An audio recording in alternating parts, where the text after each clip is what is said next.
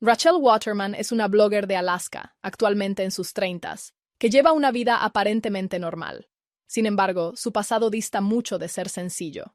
A la corta edad de 16 años, Rachel fue parte de un plan macabro con el objetivo de deshacerse de su propia madre.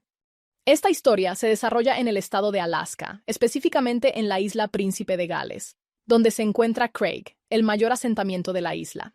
Aunque es la localidad más grande del área, Craig es un lugar diminuto y apacible.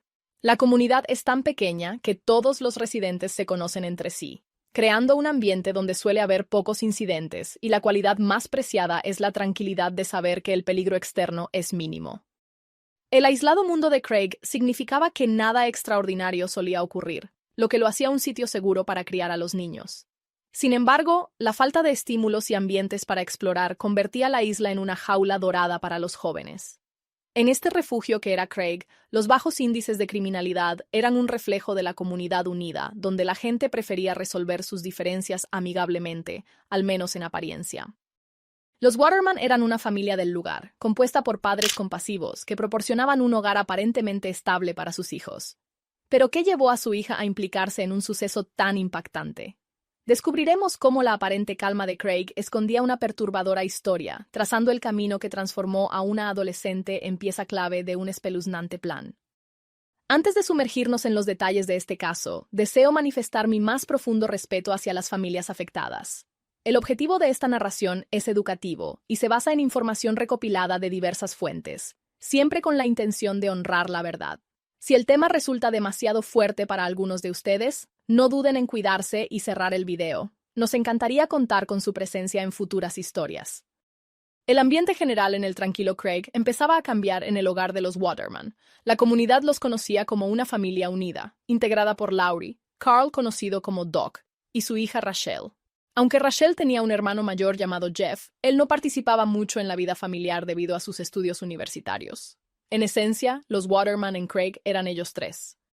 Rachel, como todos los adolescentes del lugar, experimentaba la sensación de estar atrapada en un entorno tan pequeño y aburrido. Estudiaba en la única preparatoria de Craig y sus días transcurrían entre los pasillos de esa escuela y su hogar. Su padre trabajaba en el sector inmobiliario, y su madre, Laurie, dedicaba su tiempo como asistente de enseñanza para jóvenes con necesidades educativas especiales, siendo además una mujer profundamente comprometida con la iglesia local. Laurie asistía a cada evento y se ofrecía como voluntaria, siendo muy querida por su amabilidad y espíritu colaborativo en toda la comunidad. El entorno cotidiano de los Waterman parecía bastante normal y feliz. Rachel sobresalía en lo académico, en deportes y era talentosa en artes escénicas, pero al entrar en la adolescencia, su carácter comenzó a cambiar.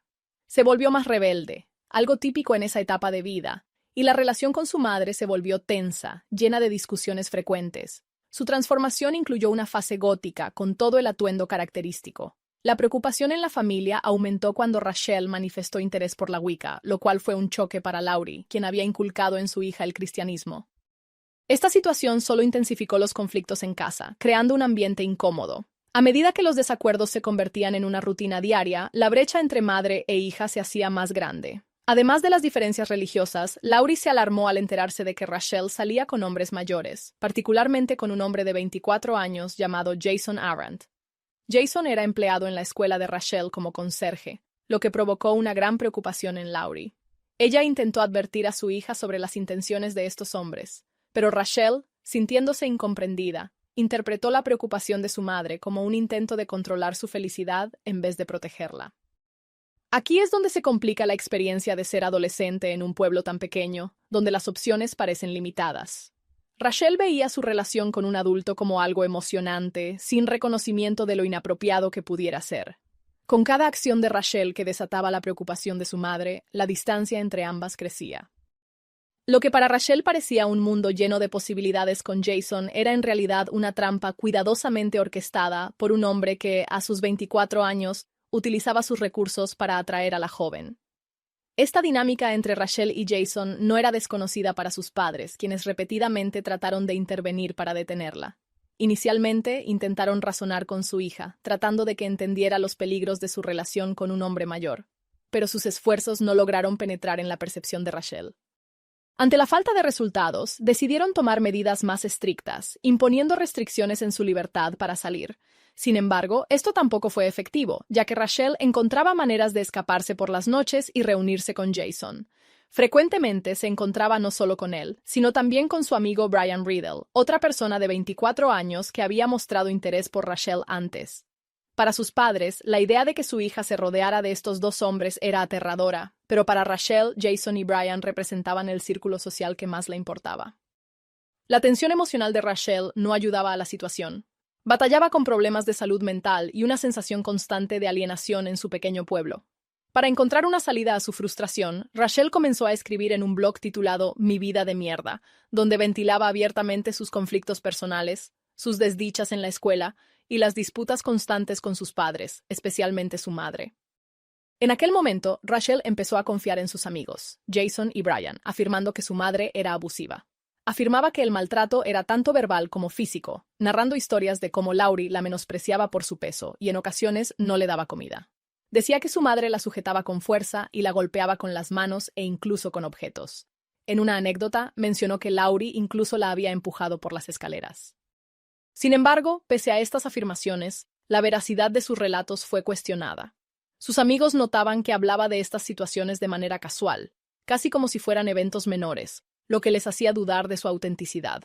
Intentaron persuadirla para que buscara ayuda o hablara con adultos de confianza, pero Rachel no mostraba interés en hacerlo, reforzando la sospecha de sus amigos de que tal vez la situación no era como ella la describía.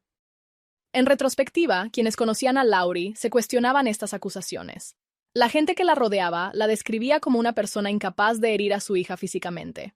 Cuando Rachel exhibía moretones, su padre, Carl, explicaba que se debían a que ella solía lesionarse fácilmente debido a su participación en varios deportes.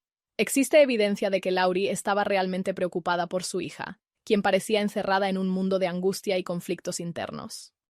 La situación de Rachel preocupaba profundamente a su madre, Laurie, quien veía cómo su hija se cerraba cada vez más, aislándose del mundo a su alrededor. La relación con Jason, un hombre mayor al que Laurie consideraba una mala influencia, era un constante motivo de inquietud para ella, quien presagiaba que sus intenciones con Rachel no eran las mejores. Laurie, llena de angustia, compartía sus preocupaciones con sus amigas, repitiendo su deseo de ayudar a su hija sin saber realmente cómo hacerlo. Aquí vemos un claro contraste.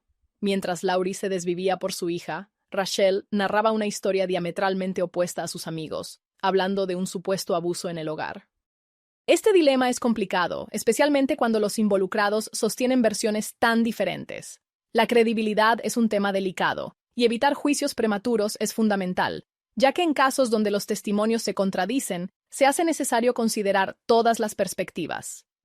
Nos situamos en el 14 de noviembre de 2004, un día domingo. En la casa de los Waterman, Laurie se encontraba sola, ya que Rachel estaba fuera en un partido con su equipo de voleibol y Carl, conocido como Doc, estaba de viaje ese fin de semana. Al regresar ese mismo domingo por la tarde, Rachel y su padre notan la ausencia de Laurie y del vehículo familiar. Doc, al preocuparse por la situación, intenta comunicarse con ella mediante llamadas y mensajes, pero no obtiene respuesta alguna. Para empeorar la inquietud, se percata de ciertos detalles inusuales en el hogar. Laurie, conocida por su orden, había dejado atrás un escenario raro, una botella de vino vacía y un vaso sucio en la cocina, algo nada típico para ella, quien no consumía alcohol. Además, desorden en ciertos espacios que normalmente estarían impecables. Todo esto desconcierta a Doc, alimentando el temor de que Laurie pudiera haber salido en estado de ebriedad. Juntos, Doc y Rachel empiezan a buscar a Laurie por el vecindario. Sin lograr avistamiento alguno, deciden finalmente reportar su desaparición a las autoridades esa misma noche. La policía comienza una investigación al amanecer del lunes, con Doc brindando toda la información necesaria, mientras Rachel sigue su rutina al ir a la escuela. La esperanza de encontrar a Laurie sana y salva persiste. Sin embargo, en pocas horas la policía encuentra una pista crucial. Un vehículo incendiado a poco más de 60 kilómetros del hogar de los Waterman, en un camino de tierra. El automóvil había sido claramente abandonado e incendiado a propósito. Al extinguir las llamas, se revela que el auto pertenece a Laurie, y en su interior, en el asiento trasero, los restos carbonizados de una persona. Era evidente que se trataba de Laurie Waterman. Los oficiales se enfrentaban ahora a un caso estremecedor, la aparente muerte violenta de esta madre en un pequeño y tranquilo pueblo. Una vez que los investigadores descubrieron el vehículo de Laurie calcinado, se dieron cuenta de que alguien había intentado borrar cualquier evidencia relacionada con su desaparición. Los análisis del lugar confirmaron que se había utilizado gasolina, sugiriendo que el incendio fue intencionado. Lo que no podían determinar era si Laurie estaba con vida al momento del incendio o si ya había fallecido. Lo que era claro es que alguien buscaba obstaculizar la investigación. Con el fin de encontrar pistas, se inspeccionó la casa de los Waterman. Sin embargo, no se encontraron señales de haber forzado la entrada ni indicios de una lucha. Curiosamente, en el dormitorio descubrieron algunos fragmentos de guantes de látex, algo inusual y fuera de lugar, especialmente considerando el esmero de Laurie por la limpieza. Ante la falta de pistas concretas, la policía decidió centrar su investigación en las personas más cercanas a Laurie. Como suele suceder en estos casos, sus sospechas iniciales recayeron en su esposo, Doc. Sin embargo, él tenía una coartada sólida, ya que estaba de viaje durante ese fin de semana, un hecho corroborado por varias personas. Rachel también tenía un alibi, ya que estaba en su partido de voleibol, apoyada por el testimonio de sus compañeras de equipo. Intrigados por entender mejor a Laurie y quienes la rodeaban, los investigadores entrevistaron por separado a Doc y Rachel. A pesar de todo lo que Rachel había contado a sus amigos acerca de su madre, retratándola como abusiva, en la estación de policía aseguró que su relación con Laurie era buena. Admitió que tenían discusiones, pero lo describió como algo normal entre madre e hija. Una mentira significativa que sí expuso en la entrevista fue acerca de su relación con Jason. Intentó protegerlo afirmando que eran solo amigos, pero la policía ya había recabado suficiente información para saber que estaba en una relación sentimental con él. A pesar de que sus padres desaprobaban esta relación, Rachel decidió encubrirla para salvaguardar a Jason, ya que podría verse en problemas legales debido a su trabajo en la escuela. A estas alturas, la policía ya había identificado a Jason como un potencial sospechoso, dada su relación con Rachel y el hecho de que Laurie no aprobaba su noviazgo. Al profundizar en el entorno de Jason, descubrieron que siempre estaba acompañado de su mejor amigo, Brian Riddle. Ambos compartían una historia de estrecha amistad desde sus días en la universidad, donde actuaban como un dúo inseparable. Se sumergían en su propio mundo de juegos y computadoras, raramente socializando con otros. Una faceta peculiar de su amistad era su pacto como hermanos de sangre, un vínculo que sellaron en su juventud y que representaba su compromiso mutuo de apoyo incondicional, sin importar las circunstancias. Estaban dispuestos a hacer lo que fuera necesario el uno por el otro, lo que solo intensificaba las sospechas sobre su implicación en el trágico caso de Laurie. Ahora les contaré lo que estaba sucediendo en la oscura realidad entre Rachel, Jason y su amigo Brian. Para comprender mejor cómo se entrelazan estas historias, regresemos al inicio de la relación entre Rachel y Jason. Curiosamente, el encuentro entre ambos fue facilitado por Brian. Todo comenzó cuando Brian y Rachel se conocieron en una fiesta donde Jason no estaba presente. Fue una de esas raras ocasiones en que los amigos hacían cosas por separado. Durante el evento, Brian se sintió atraído por Rachel, quien en ese entonces tenía apenas 16 años. Percibió que ella estaba interesada en hombres mayores, lo cual él interpretó como una señal para continuar coqueteando. La conexión fue instantánea y llevaron a cabo un breve romance después de aquella noche. Sin embargo, la relación no prosperó y decidió presentar a Rachel a su amigo Jason, quien al poco tiempo se convirtió en su pareja oficial. La dinámica entre Jason y Rachel, no obstante, trajo consigo una serie de complicaciones. Jason, conocido por su carácter posesivo, prohibió a Rachel hablar con Brian, lo que derivó en meses de escasa comunicación entre ellos. Para justificar esto, Jason engañó a Brian diciéndole que Rachel no quería tener contacto con él debido a que lo consideraba raro, lo cual era falso. La realidad era que Jason manipulaba y aislaba a Rachel, causando divisiones entre ella, sus amigos y su familia. En medio de esta compleja situación, Jason y Brian fueron arrestados y llevados a diferentes estaciones de policía para ser interrogados. Sorprendentemente, Jason no tardó en señalar a su amigo Brian como responsable de la muerte de Laurie, madre de Rachel. La policía pidió a Jason que usara un micrófono oculto y discutiera el tema con Brian para obtener más detalles. En su conversación, se incriminaron mutuamente, confirmando su participación en el crimen. En este punto nos encontramos con la pregunta: ¿por qué Jason aceptaría una conversación grabada que podría incriminarlo? La respuesta sigue siendo un enigma. Quizás pensó que podría manipular la conversación para culpar solo a Brian, pero su plan no funcionó. La policía, ahora segura de la implicación de ambos hombres, los interroga más a fondo y logran que Brian también confiese su responsabilidad. Durante su declaración, Brian mencionó que las acusaciones de maltrato por parte de Rachel lo conmovieron profundamente. Al ser un sobreviviente de abuso infantil, sintió empatía hacia ella, pensando que su situación era incluso peor que la que él había vivido. Estos pensamientos lo llevaron a una necesidad desesperada de proteger a Rachel.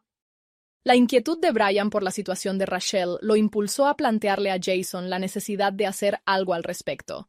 Crecía en él la idea de que debía intervenir para protegerla de los supuestos abusos de Laurie. Al inicio, la sugerencia de matar a Laurie era más una expresión de frustración, mencionada por Jason en momentos de enojo, como si fuera una solución radical e hiperbólica.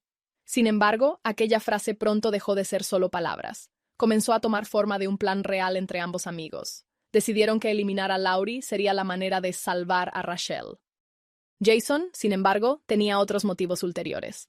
El obstáculo que representaban los padres de Rachel para su relación se vería disminuido si Laurie ya no estuviera presente. Aunque Doc aún sería un factor a considerar, sería más sencillo evadir a un solo padre que a ambos. Jason, al manipular a Brian, encontró en él al perfecto ejecutor por su vínculo de hermano de sangre y su lealtad inquebrantable. Brian sostenía la firme convicción de que, ante los relatos de Jason, era imperativo actuar rápidamente para evitar que Laurie lastimara a Rachel. Un relato que estaba bien calculado por parte de Jason, quien quería asegurarse de que su amigo actuara en su lugar sin que él tuviera que ensuciarse las manos. Aún así, Brian mostró algunas dudas sobre la verdad de las acusaciones y pidió pruebas concretas a Jason. Este, manipulador hábil, afirmó haber presenciado en una ocasión a través de una videollamada cómo Laurie golpeaba brutalmente a su propia hija con un bate de béisbol. Esa falsa narración fue suficiente para Brian, quien, convencido por los testimonios fabricados de su compañero, aceptó la escalofriante misión. Desde ese momento, Jason y Brian comenzaron a idear varias maneras de llevar a cabo su plan macabro. Entre las opciones discutidas, evaluaron desde un disparo directo hasta emboscarla en la carretera con explosivos. Incluso Brian intentó concretar algún plan, como seguir a Laurie hasta la escuela con un arma, pero inesperados contratiempos evitaron que ejecutara su mortal intención. Cuenta uno de los intentos fallidos que durante un fin de semana, sabiendo que Rachel y Doc no estarían en casa, Brian planeó irrumpir con un cuchillo para cumplir con su cometido. Sin embargo, al descubrir visitas inesperadas en el hogar, desistió para evitar dañar a inocentes. Pese a esto, su justificación era siempre la misma. Lo hacía con la intención de acabar con un abusador y no por el simple acto de matar. A medida que la investigación y la tensión en Craig avanzaban, estos planes retorcidos delineaban un caso que mantenía en vilo a todo el pueblo. Pero Jason, con su capacidad maquiavélica, continuaba asegurando que todo se hacía por el bien mayor de Rachel, echando leña al fuego que ardía en la mente de su amigo. En el transcurso de estas negligencias y tensiones, Rachel había llegado a un punto de inflexión. Se dice que pidió a Jason que detuvieran el macabro plan de hacerle daño a su madre, Laurie. Desafortunadamente, el mensaje nunca llegó a Brian, quien, al no recibir la advertencia de detenerse, continuó con los intentos desastrosos que habían fallado en 2 ocasiones anteriores. Pero el suceso que finalmente tendría éxito fue el tercer intento. El plan fue similar al segundo. Brian se dirigió a la casa en el silencio de la noche, preparado para irrumpir y sorprender a Laurie. Jason llevó a Brian hasta la casa de Rachel y lo dejó allí, estacionándose a unas cuantas calles de distancia para no causar sospechas. Brian logró entrar a la vivienda de una manera sorprendente. Atravesó la pequeña puerta creada para el gato de la familia. Un hombre adulto deslizándose por una abertura tan diminuta era una imagen surrealista. Una vez dentro, subió hasta el dormitorio de Laurie en el último piso. Al llegar, escuchó ruidos del otro lado de la puerta y, asustado, se escondió tras una pared. Sospechó que Laurie, al notar sonidos extraños, abrió la puerta para investigar, aunque sin encontrar nada sospechoso, volvió a su habitación. Brian, temiendo haber sido descubierto y que ella llamara a la policía, quedó inmovilizado en su escondite por cerca de hora y media. Cuando percibió que no vendría nadie tras él, retomó su macabro cometido. Ingresó directamente al cuarto de Laurie, que dormía profundamente. Intentó despertarla y atarla, pero ella se encontraba boca abajo, complicando el proceso. Mientras intentaba inmovilizarla, le aseguró que si seguía sus órdenes, no le haría daño. Laurie lloró durante un largo periodo, y solo cuando dejó de llorar, Brian continuó. La primera orden de Brian fue llevarla al piso inferior y hacerla beber una botella entera de vino. Laurie no bebía alcohol, por lo tanto, ingerir una cantidad tan grande fue devastador para su estado de sobriedad. La intención detrás de esta imposición era clara. Jason y Brian deseaban culpar a una supuesta conducción bajo los efectos del alcohol si las cosas se salían de control. El plan consistía en emborrachar a Laurie, quebrarle el cuello y colocarla en el asiento del conductor, creando la ilusión de un accidente. Con Laurie completamente ebria, Brian la introdujo en la parte trasera de su propia camioneta. Tuvo que ayudarla a subir debido a su estado de embriaguez mientras conducía hacia un apartado camino de tierra, donde se pretendía encubrir la evidencia. Jason ya estaba esperando allí, molesto por el tiempo que tardó en ejecutar el siniestro plan. Una vez en el sitio, el objetivo era hacer pasar la fatalidad por heridas de un choque automovilístico.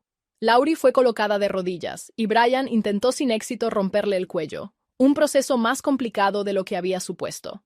Intentó de todo, incluso golpearla con una linterna pesada, pero no consiguió su cometido.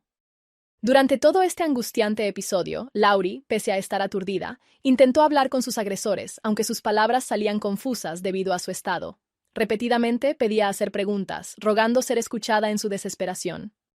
Brian, atrapado en la desesperante situación, lidió con el terror de Laurie, quien en medio de su angustia repetía constantemente si podía hacer una pregunta. Aunque Brian respondía afirmativamente, Laurie no lograba formular la pregunta, dejando solo un eco de incertidumbre en el aire. Fue en ese momento crítico cuando Jason se acercó a Laurie y, con frialdad, le susurró algo como «Nunca más volverás a hacerle daño a Rachel». Frente a la caótica escena, ambos hombres se daban cuenta de que su plan inicial de simular un accidente automovilístico estaba fracasando. No lograban quebrar el cuello de Laurie como lo habían planeado, pues no sabían cómo hacerlo.